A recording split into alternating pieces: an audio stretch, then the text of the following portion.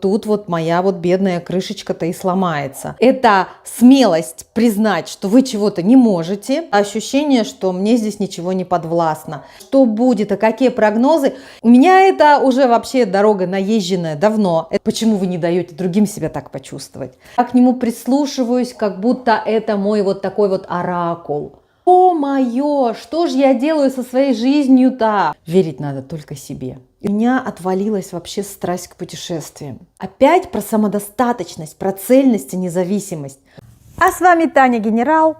10 лет назад я эмигрировала в США, и этот канал – это хроника моего переезда, адаптации в этой прекрасной стране. Здесь вы найдете видео про поиск работы, про поиск друзей, про путешествия, про свидания с американцем, много-много разных историй про культурную разницу и то, как мы друг от друга отличаемся, что у нас общего.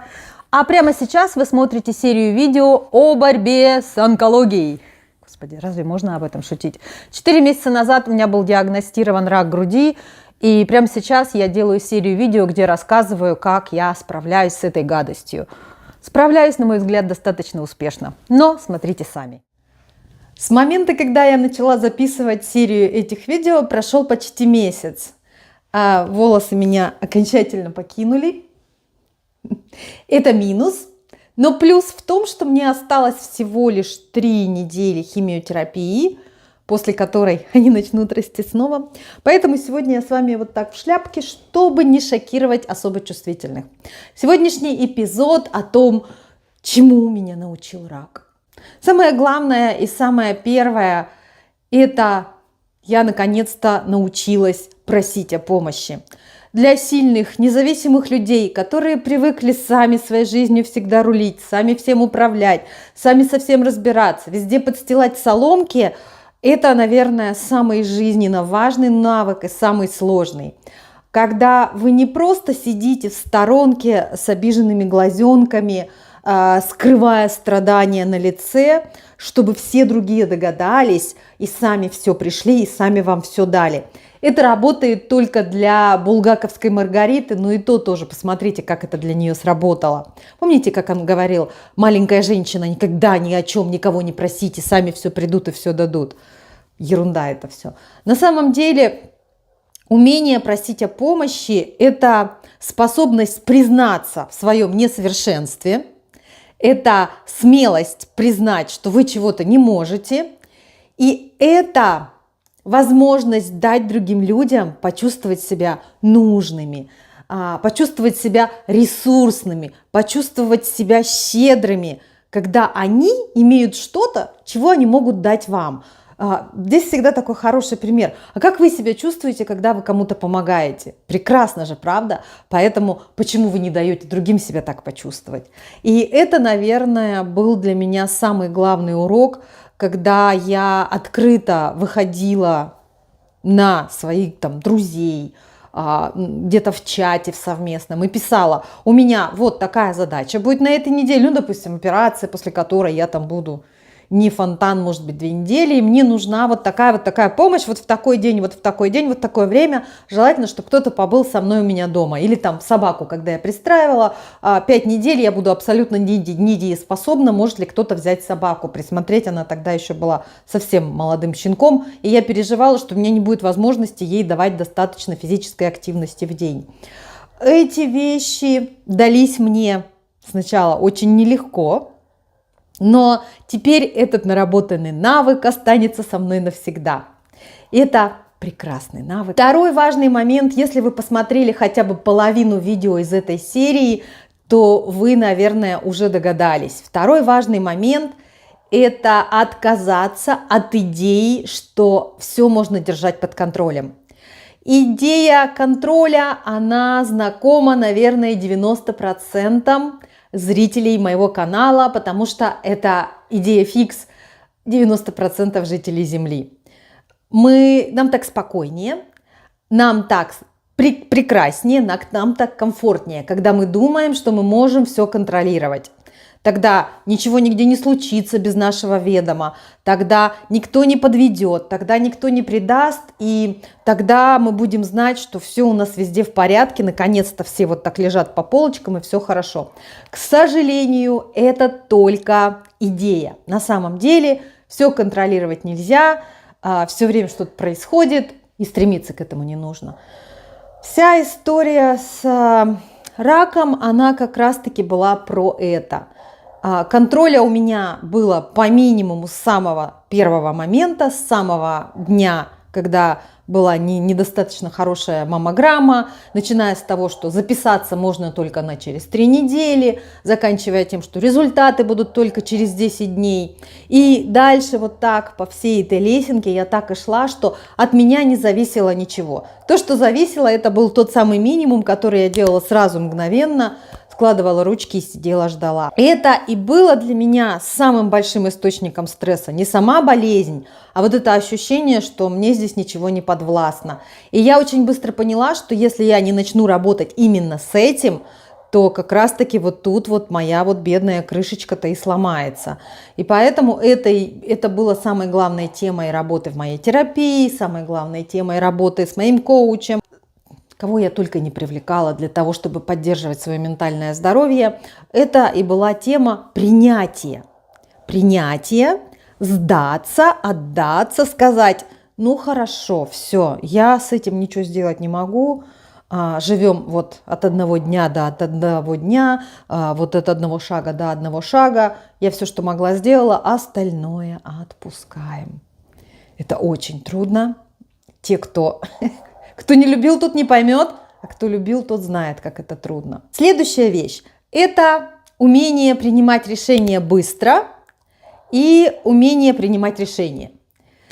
Опять же, если вы смотрели предыдущие серии, вы знаете, что любой диагноз, любая болезнь, любое серьезное жизненное потрясение, оно несет нам массу сложных решений, некоторые из которых надо принять быстро, некоторые из которых влияют на всю нашу оставшуюся жизнь, и часто может произойти, вот это, здесь в английском есть такое выражение analysis paralysis, когда человек застревает в анализе, в сравнительных факторах, в сопоставлении технических характеристик, в рассмотрении последствий, а что будет, а какие прогнозы, и он просто в этом вот оказывается вот так вот заполонен, и он просто не может принять никакое решение, и начинаются уже тут потери, да, пропуски, не назначено вовремя, что-то там не так, не туда, и все плохо.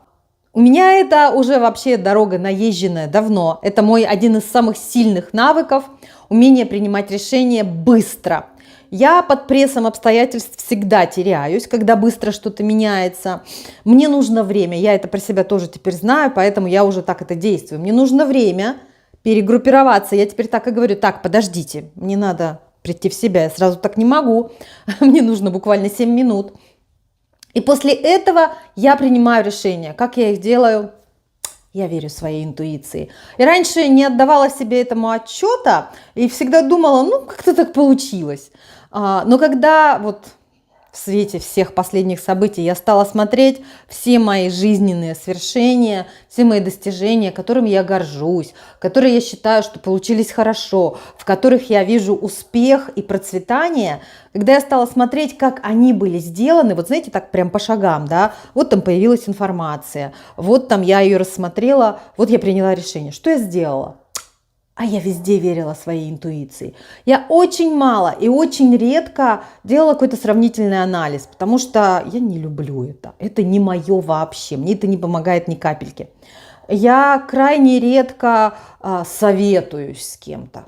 Вы, наверное, видите, как я люблю непрошенные советы. Это прямой путь пойти в баню на моем канале, на моем инстаграме. Это идти с непрошенными советами. Ну вот такая я.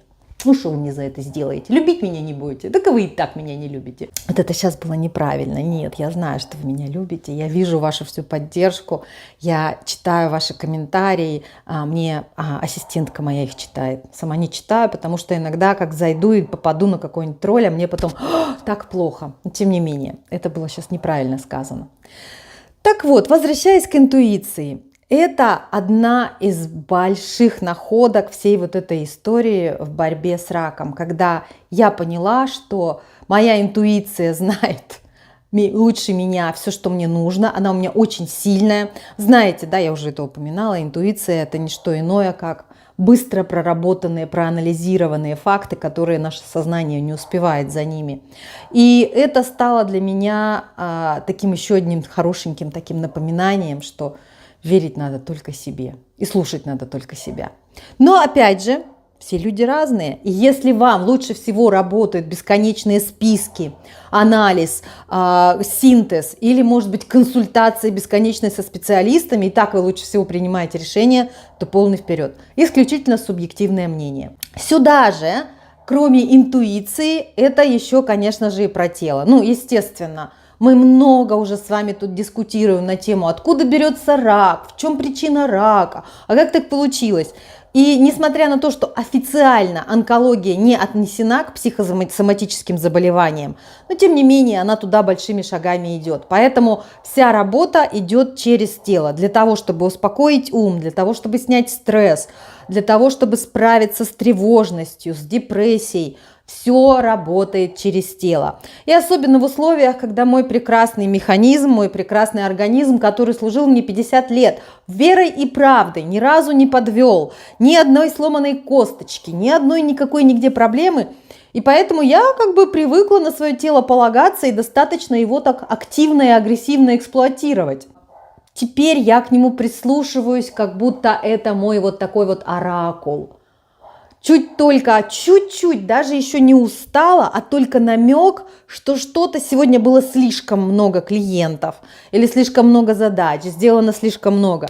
Как у меня уже сразу хоп, и где вы меня все видите? На диване, а еще лучше в кроватке, потому что диван это такое, забежал, прилег, а кровать, особенно в середине дня, для меня это такой символ, то, чего раньше никогда я себе не позволяла. А теперь позволяю направо и налево. Гулять, бегать. Ну, к сожалению, сейчас вот в силу того, что это последние несколько недель химиотерапии, и вот эта побочка в виде сниженных белых кровяных телец, одышка, она имеет место быть. Бегать, конечно, не очень получается. Опять же, слушаю свое тело. Очень хочется бегать, но бегать не могу, ну поэтому хожу. Очень хочется йогу, но, к сожалению, все еще грудные мышцы, вот после ампутации, они все еще не очень крепкие и чувствуют себя не очень. А какая может быть йога без хорошенькой какой-нибудь собачки, мордой вниз или без планочки? Поэтому пока так, пока йога вот такая вот умозрительная. Вообразительная йога. Я себе представляю, как я делаю стойку на руках. У меня был такой план, да, к этому Новому году, в прошлом году я планировала сделать стойку на руках, на голове. Угу. Ну, как говорят, человек предполагает, а Господь Бог располагает. Хорошо, следующая тема. Саморегуляция. Это как раз сюда же слушать свое тело и находиться в полном контакте со своим телом. Я уверена, сейчас я не открываю никакую Америку, это очень современный тренд. Уходить отсюда, возвращаться в тело, потому что это главный источник нашей устойчивости, нашего спокойствия, нашего присутствия, все, что только можно придумать. Я увидела несколько интересных вещей. Во-первых, возвращение в тело и дыхательные практики, прогулки очень сильно помогают снизить anxiety, нервность, тревогу, господи боже мой. Очень сильно помогает снизить тревогу. Это были вот мои первые, наверное, несколько сессий химиотерапии. Я очень боялась. Каждая проходила нормально, но я все время же думала, боже мой, а в кино-то показывают вот эти кошмары, там лежит возле унитаза, плачет и мечтает умереть, невозможно вообще функционировать. Я очень боялась, что каждый следующий раз будет таким, и доходило до того, что у меня просто вот так внутри все дрожало. Я ставила какую-то медитативную музыку и шла гулять. Просто так сидеть, медитировать у меня не было сил, потому что очень большой был уровень тревоги. Но у меня свой тип медитации, гуляльная медитация. Я шла гулять, и это снижало тревогу настолько, и мне кажется, это потянуло за собой моя вот эта работа с телом, работа с тревогой, она привела к тому, что и симптомы у меня, ну их практически нет, ну кроме, как я вам уже показала. Кроме этого у меня никаких побочек, все хорошо, все идет, продолжается, уже идет к своему завершению. Осталось 3. Сейчас, когда вы смотрите это видео, осталось 3. Скоро будем праздновать окончание химиотерапии. Другой момент в связи со всей этой историей, с нервами, с тревожностью, со стрессом, у меня стало все время повышенное давление. Никогда не было, никогда. Я абсолютно была здоровый человек до 1 августа 2022 года. Плюс вся вот эта история с климаксом, это тоже скачки давления. Короче, давление вместо 120 стало 140-10 и 140-15. И на этой почве тоже была угроза, что могут приостановить химиотерапию, начнут давать таблетки, чтобы снизить давление сначала, потому что большая нагрузка на организм. Я начала нервничать, от этого давление стало 150-10, и я поняла, что надо с этим что-то делать. Я начала работать с давлением. Методом дыхания, методом прогулок, методом растирания того, притирания сего, без медикаментозные методы, никаких таблеток, ничего, только работа с телом, только концентрация на дыхании, только концентрация на расслаблении, опять же работа со стрессом. И что вы думаете? Да, после 149, когда я пришла, у меня там 121. Они говорят: вау, ты что-то пьешь? Я говорю: нет, ничего не пью. Но, правда, тело отреагировало на такое быстрое понижение, возвращение к нормальному давлению тем, что оно сказала, пару дней говорила мне: мы вообще где, мы вообще кто? То есть было такое состояние пониженного давления, потому что уже организм привык жить в состоянии немножко высокого давления. Но вот такие несколько вещей я нашла, как справляться с физическими проблемами. Одна из побочек того лекарства, которое называется иммунотерапия. Это не химиотерапия, это немножко другое. Это то, что у меня продолжится раз в 3 недели до ноября. Ой, про это надо вообще отдельно рассказывать. Одна из побочек – это боли в связках.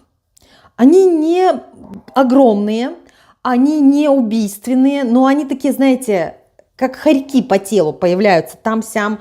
И это появилось наверное, в последние 2 недели. И я тоже не хочу ни в коем случае ничего от них пить, потому что, конечно, если я скажу об этом доктору, мне выпишут еще какую-нибудь бутыль чего-нибудь.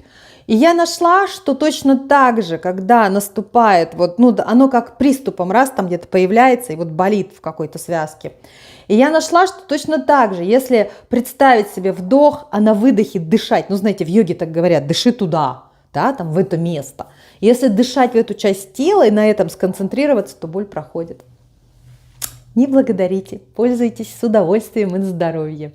Вот такие штуки я нашла, я уверена, что все про это знают, но я только про это обнаружила для себя, поэтому с вами делюсь. Следующая вещь, которая случилась со мной за время болезни, это полная переоценка ценностей. Если учитывать, что по разным прикидкам мне дают от 5 до 14 лет жизни, и явно, да, там не будет старости, на которую надо откладывать, и там экономить сейчас, и явно не будет ничего того, что раньше гнило, угнетало и висело надо мной таким топориком, поднялось наверх это состояние: ё-моё, что же я делаю со своей жизнью-то? Времени осталось не так много, этого может никогда и не случиться, если я это буду откладывать. Поэтому за последние 4 месяца я сделала для себя больше приятных и нужных, и важных вещей, чем, наверное, за предыдущие 50 лет. И я продолжаю это делать. Я больше никогда не предаю себя. Если мне что-то не нравится, я говорю об этом открыто. Если мне не хочется куда-то идти, я говорю об этом честно, не придумывая никаких предлогов.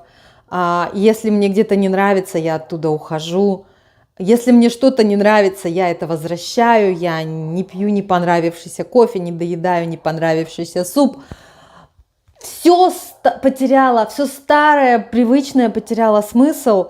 Новое еще все обретает свои формы, но мне так нравится это новое, что я никогда бы не поменялась. Да, я понимаю, сослагательного наклонения здесь быть не может.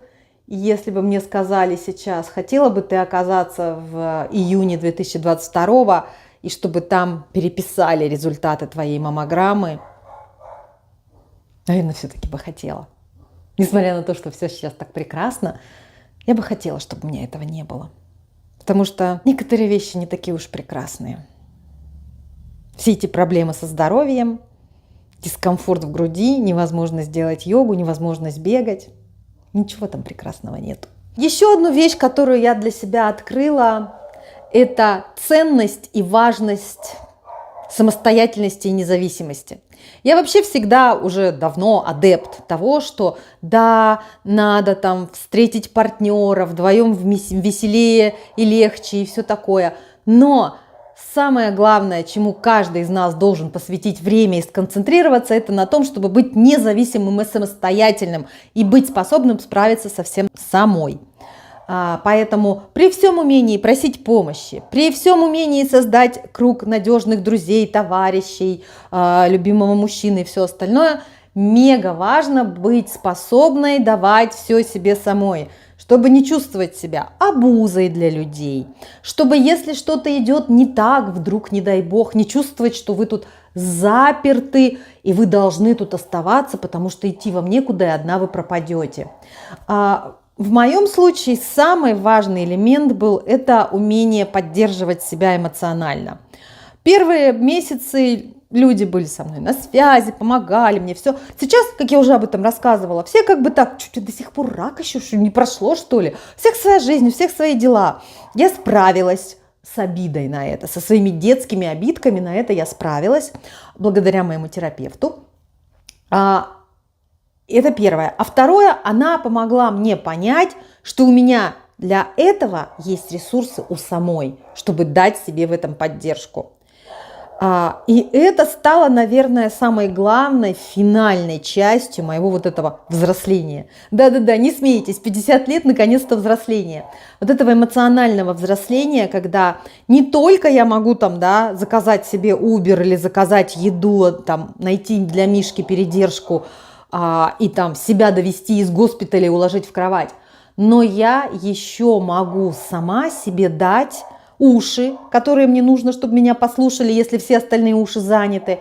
Я могу дать себе плечо, в которое нужно поплакать, если все остальные заняты, у них нет на меня времени. И я абсолютно с этим нормально поплакала, встала и пошла дальше.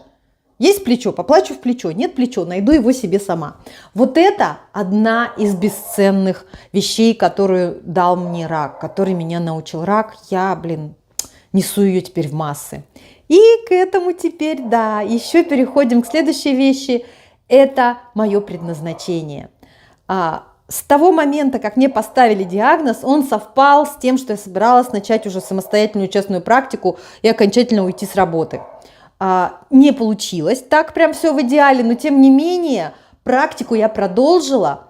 И за время, 4 месяца, 5 месяцев, мой уровень коучинга, мой уровень консультирования поднялся на такие высоты. Я и сама это чувствую, но в основном, конечно, я вижу это по результатам клиентов. И мне постоянно говорят и пишут, что моя способность продолжать работать и выдавать такой качественный результат, она сама по себе всех вдохновляет, дает силы, дает повод двигаться дальше, потому что если Таня может в таком состоянии, то мы-то в нормальном здоровом состоянии тем более можем. И это стало для меня таким мощным толчком в развитии, такой серьезной поддержкой, что я не знаю, я теперь просто такая медитирую, сижу на этом. Коучинг каждый день, каждый день, каждый день.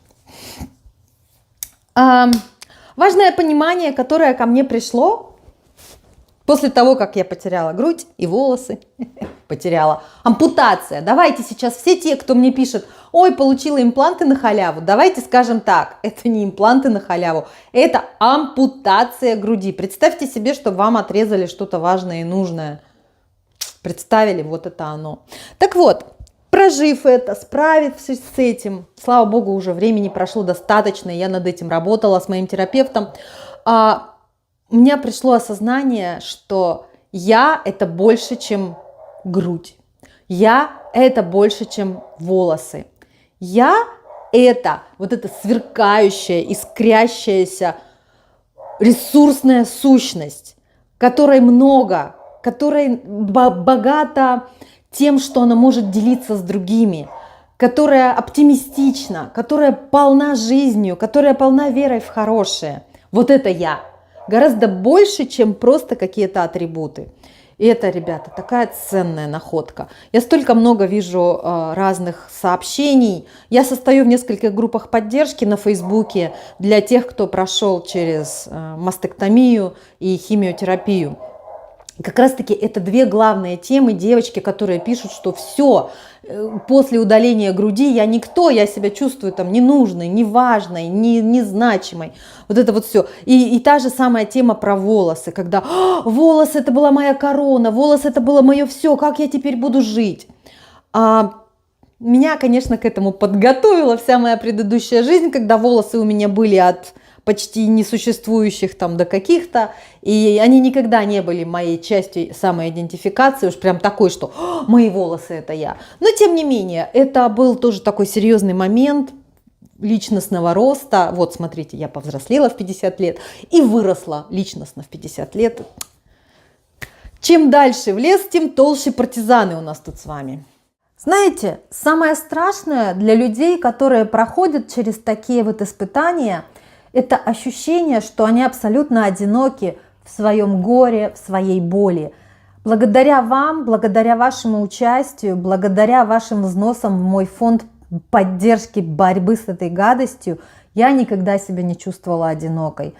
Поэтому любые мои победы, любые мои радостные дни, это и ваши тоже. Спасибо вам большое за вашу поддержку. Спасибо вам большое за ваше участие, за вашу любовь, за ваше постоянное внимание ко мне. Это бесконечно ценно. Спасибо вам, я вас обнимаю. Желаю вам всем, вашим близким, вашим родным здоровья, мира на много-много-много тысяч лет вперед. Спасибо вам. И, наконец, последняя вещь, о которой я хотела сегодня сказать. Я вдруг обрела себя там, где я есть. Я вдруг поняла, что для счастья мне нужна только я, больше ничего. Я это заметила по тому, как у меня отвалилась вообще страсть к путешествиям. И я стала туда смотреть и думать, что же там такое было, что меня тащило все время. Я же лет 5 после развода я путешествовала там каждые 3-6 недель, куда-нибудь ехала, куда-то мне все время нужно было ехать, бежать, смотреть, катиться, лететь. И это была страсть, и это меня наполняло, и это давало мне смысл существования. Сейчас я так смотрю, каждую свободную минуту, да я лучше там что-нибудь новый какой-нибудь гайд напишу, новый курс придумаю, что-нибудь умное сочиню, там, дам вот людям еще новую находку, с кем-то поделюсь, сделаю кого-то еще на капельку счастливой. И я поняла, что, наверное, вот эта вот страсть к перемене мест, это была такая неспокойствие внутри у меня. Это было что-то, когда я не находила еще себя, не находила себе места. И это была такая форма внешняя, чем-то себя удовлетворять. Разнообразие такое, да? А сейчас это все внутри. И понимаете, это опять про самодостаточность, про цельность и независимость. Когда все можно себе дать самой, и все у тебя есть вот здесь. Это такая улитка, да, которая сама на себе несет свой домик. У нее все вместе, все свое несу с собой. Получается, что резюмируя это видео, резюмируя этот эпизод, могу сказать, что кроме всего хорошего, ничего плохого мне рак не дал. Ну, если не считать, конечно же, да. Это, пожалуй, будет в следующем видео. Что дальше? Какие прогнозы? Как жить и как с этим дальше бороться? А на сегодня у меня все. Спасибо, что посмотрели. Как обычно, встречаемся в комментариях. Спасибо вам, что вы со мной. Я вас всех обнимаю. Пока-пока.